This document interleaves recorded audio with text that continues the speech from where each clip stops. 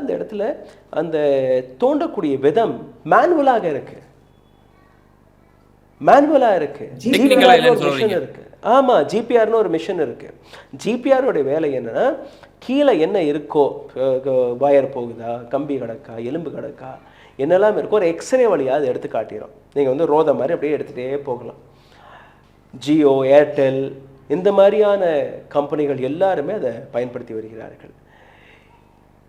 இந்த இடத்துல மர்மமான ஒரு நபர் அக்கம் பக்கத்தில் இருக்கக்கூடிய அனைத்து ஜிபிஆர் மிஷின்ஸ்களையுமே வாடகைக்கு எடுத்துட்டாரவே, வாடகைக்கு அங்கே கிடைக்கலையா, அதனால மேனுவலாக நாங்கள் தோண்டிட்டு இருக்கோம்னு சொல்கிறாங்க. ரைட். ஸோ ஒரு விஷயம் கோர்ட்டுக்கு போய் மீடியாக்களில் வந்து இந்த அளவில் லைம்லைட்டுக்கு வந்ததுக்கு அப்புறம் கூட நீங்கள் மேனுவலாக தோண்டிட்டு இருக்கீங்கன்னு நீங்கள் சொல்லும்போது அதை எப்படி ஏற்றுக்கொள்ள முடியும்? போலீஸார்கள் மீது எப்படி நம்பிக்கை வைக்க முடியும்? ஏன்னா 400க்கும் மேற்பட்ட வழக்குகளை அவர்கள் அந்த கேஸ் ஃபைல்ஸ்களை அளித்திருக்கிறார்கள். நீதிபதி who had given gag order in favor of that family, right? Why? இது எல்லாமே கேள்வியாக இருக்கு இல்லையா? நிச்சயமா சார். இந்த தர்மஸ்தலாவினுடைய இந்த வழக்கு இது எவ்வாறு சென்று கொண்டிருக்கிறது, இது எவ்வாறு செல்ல வேண்டும் என்பது போன்ற பல விவகாரங்கள் சம்பந்தமா உங்களுடைய சோர்சஸ்லாம் வந்து இங்க நேயர்களுக்கு ரொம்ப தெளிவா பகிர்ந்தீங்க. ரொம்ப நன்றி சார்.